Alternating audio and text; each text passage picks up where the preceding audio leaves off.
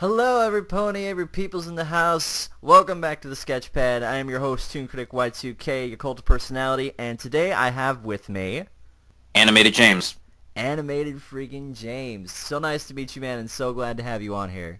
I had to remind you who I am.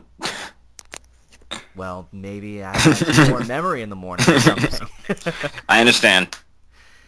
So, for those who don't know about you, tell us about yourself. Well, I'm primarily a cartoonist who makes mostly animations on YouTube, on my YouTube channel, AnimatedJames.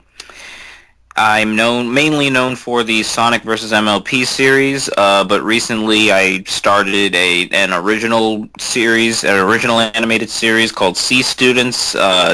It's meant to be an actual web show with like lengthy episodes that like last how long like a TV show lasts. So, and I plan on continuing that, and I plan on continuing the Sonic vs. MLP series. But even more recently, I made something called Beat It PMV, which seems to be getting a lot of recognition and a lot of positive feedback. So I'm really happy about that. What hobbies do you have outside of what you usually do? My hobbies outside of animating and other things. Well, hobbies outside of basically creating content, I really like watching animation, like shows on Cartoon Network,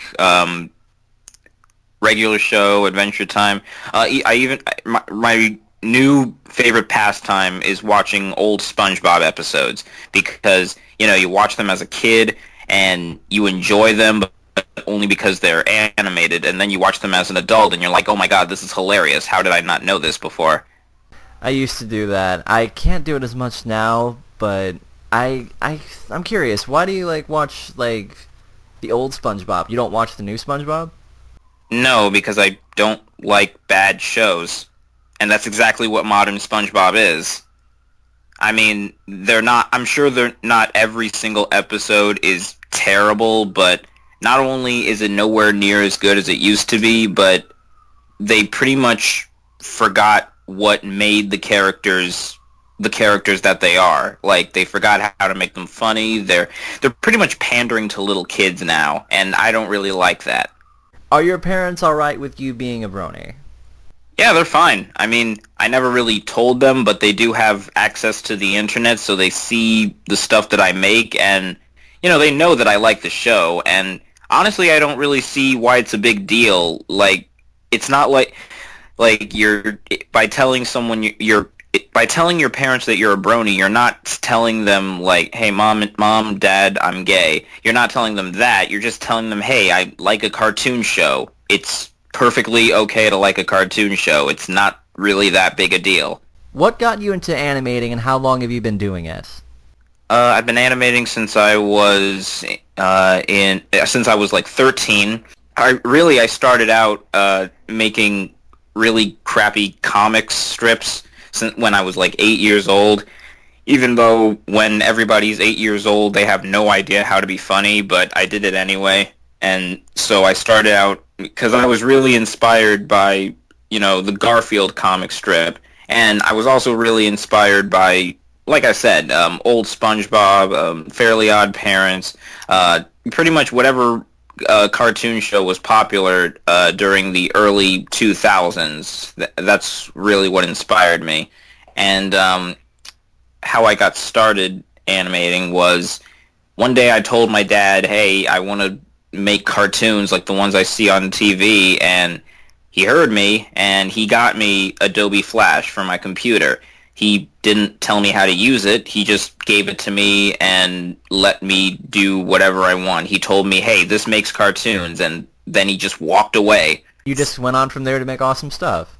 Yeah, I guess so. I mean, I wouldn't describe them as awesome, but then again, I'm my worst critic, and I tend to have creator's curse, where I make something that at first I'm really proud of, then I look at it and I'm like, oh my god, what was I thinking? And then I try to improve on it by making something else, and then it just goes on and on like that forever. Oh, man, I know exactly how that feels as a critic myself. It's really freaking bad, especially when you just finish something you worked really hard on, and then you're like, meh, I can do better. How did you become a brony, and how long have you been one? I became a brony in the most cliche way possible by noticing a really funny meme on a discussion board, and I looked up more of them, and I thought, well, there's got to be more to, MLP than just these memes, and there definitely was. And so I watched the first episode, and, well, you know how it is. You can't just watch one. It's like Pringles. Once you pop, you can't stop. That's the first I've ever heard anyone describe it like that. When did you make the decision to start doing My Little Pony animations? Because I know you've done Sonic stuff before, but when did you decide to doing My Little Pony stuff? Well, I made the transition from not doing pony animations to doing pony animations when I made Sonic vs. Rainbow Dash, because I realized that there's a lot of similarities between MLP characters and Sonic characters. And so I had the idea of having the two fast characters in each of the universes race. And from there, I realized, hey, people make pony animations without having other characters from different franchises in them, so I guess I can do that too. So I started doing it. You are a Sonic fan, right? Wow, that's No, a dumbass question. yeah, Okay. I mean, yeah, you really did your research before this. Wow, I'm sorry. Okay. So, okay, let me just... I'll just edit that out later. I'm sorry. No, I'm no, still trying to wake up. That's hilarious. So as a Sonic fan, I'm curious. This is just kind of a bonus question. What are your thoughts on Sonic Boom? My thoughts are, it looks like it's going to have elements of Sad AM. Remember that? Yeah. Yeah, it looks like it's going to have elements of Sad AM, but it's going to be a lot less dark and a lot less dramatic.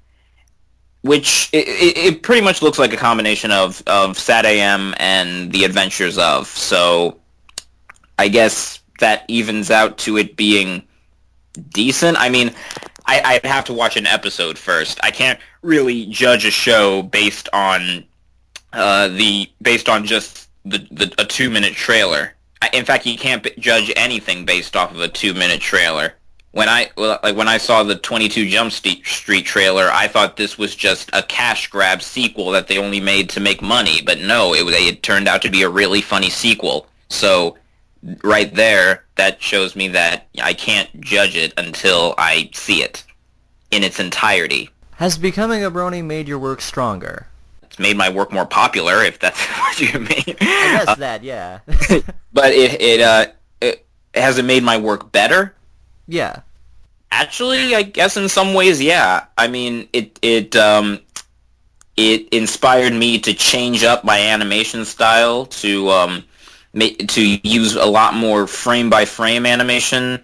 It taught me to use a lot different style, a different style of coloring, and it taught me better use of sound effects, better use of music, and really the show actually kind of inspired C students, mainly in its characters and in the fact that it's very much about how friendship is important, and in the music.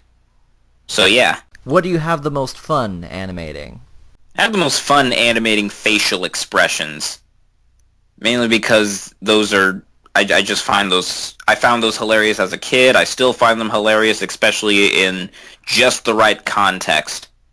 I love it. I love making characters' eyes bigger than their head. That's, amazing to me. Well, I find it funny, and I'm sure a lot of people find it funny, too. Hell yeah. What's your favorite piece of fan work that someone has made for you? There's a drawing on DeviantArt that I favorited. It's titled I don't have it up, and I'm not near my computer right now. But I think it's titled "Animated James and C-Students." In fact, I favorited it, and it's like the first thing you see when you look at my favorites on DeviantArt. So you can go to that. And man, I wish I knew the person's name, the person's username by heart. Is it possible for me to send it to you, send you the picture and the person's name after this interview? Yeah, sure, I can put that in.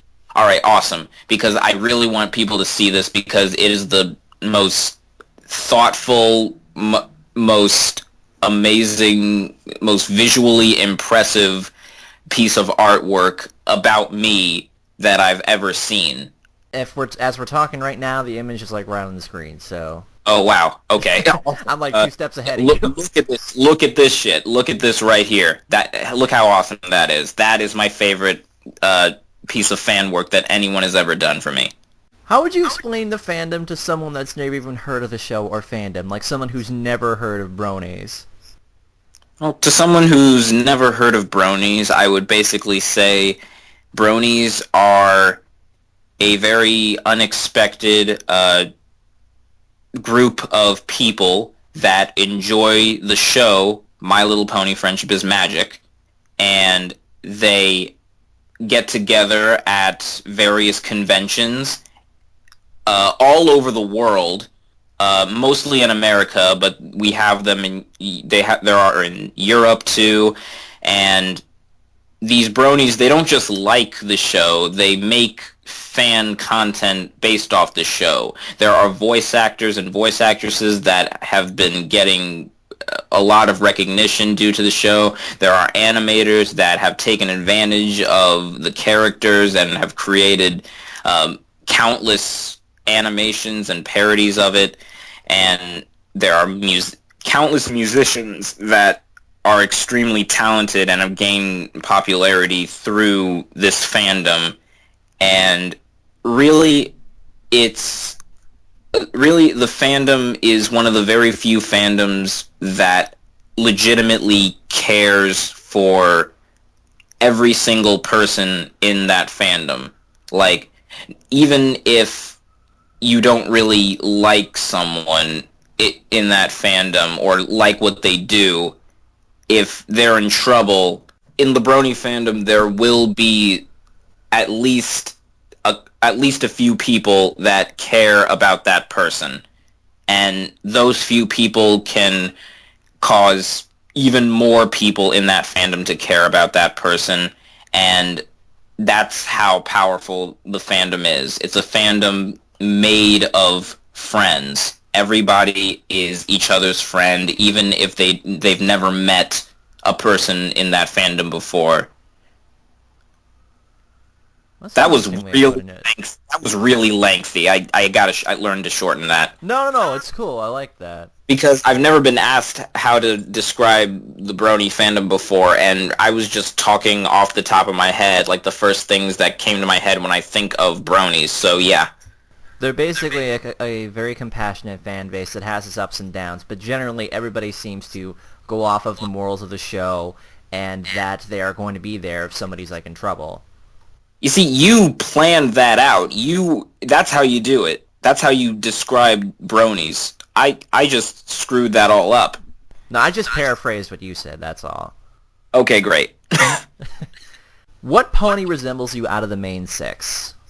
You know, it's funny. I used to say that Rainbow Dash resembled me out of the main 6, mainly because I relate to her more than any other pony on the show.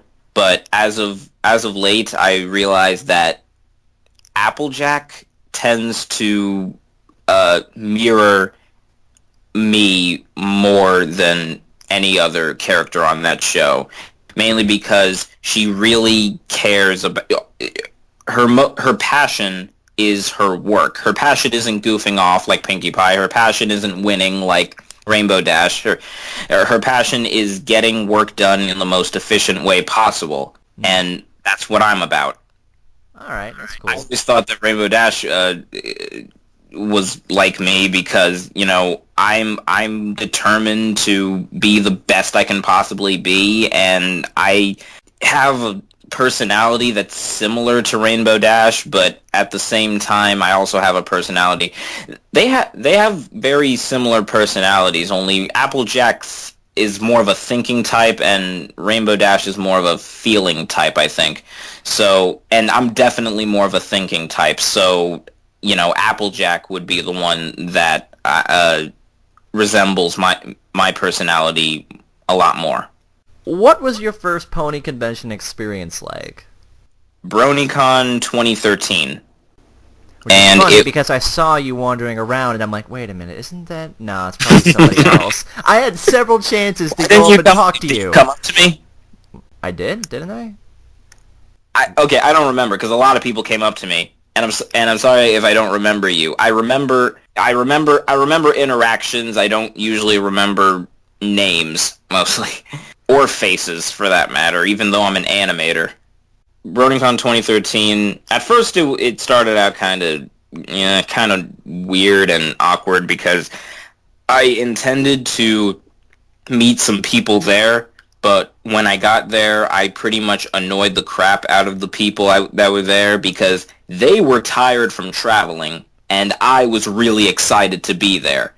And I thought that if I acted even more excited, I would make them excited too. But little do you know that when you try to make a person who's really tired excited, you just end up annoying them to no end. So they found me incredibly annoying, and they pretty much avoided me for the rest of the convention.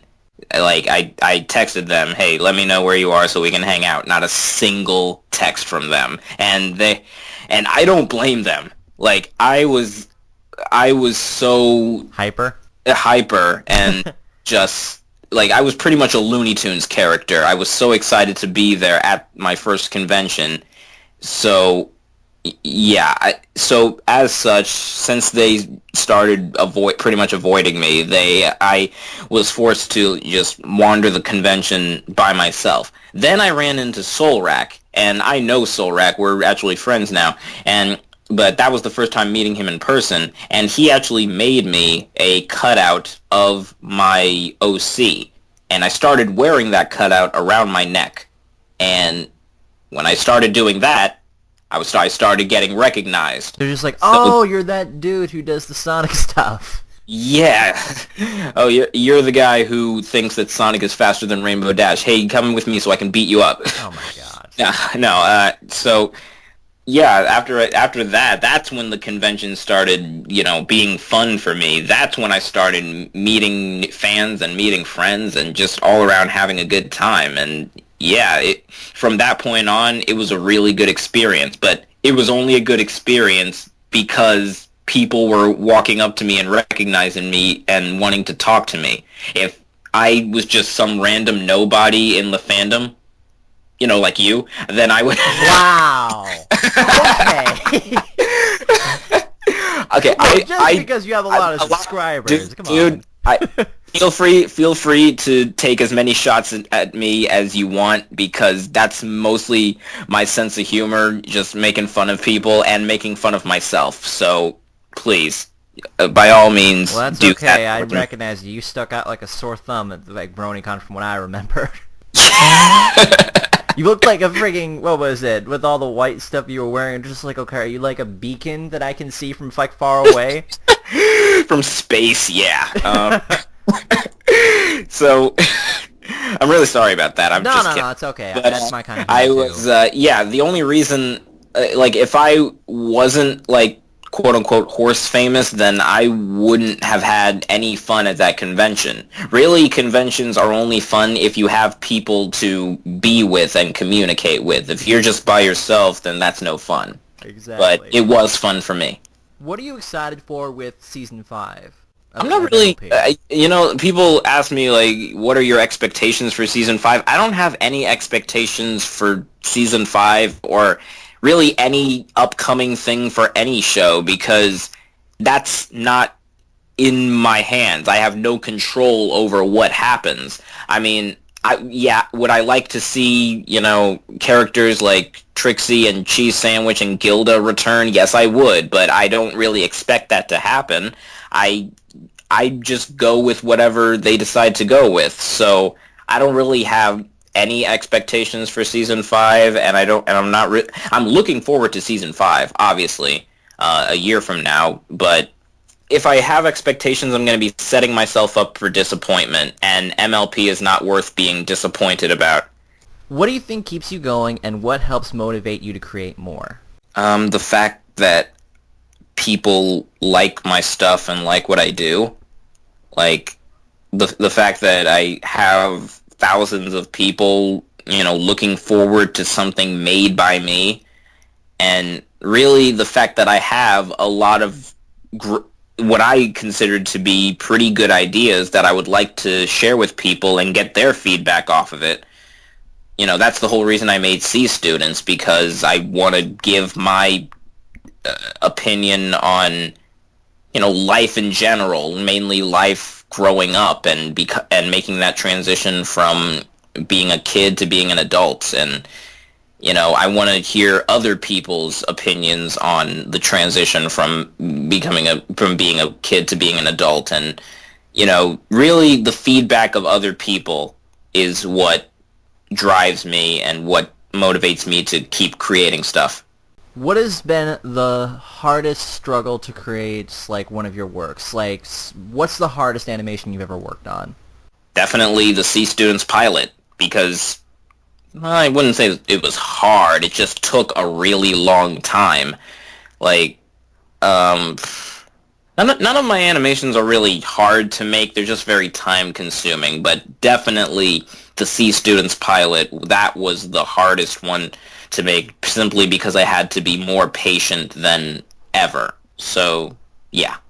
Do you have any tips for fellow animators like yourself? Above all else, be as original and creative and interesting as possible with your art and your animation.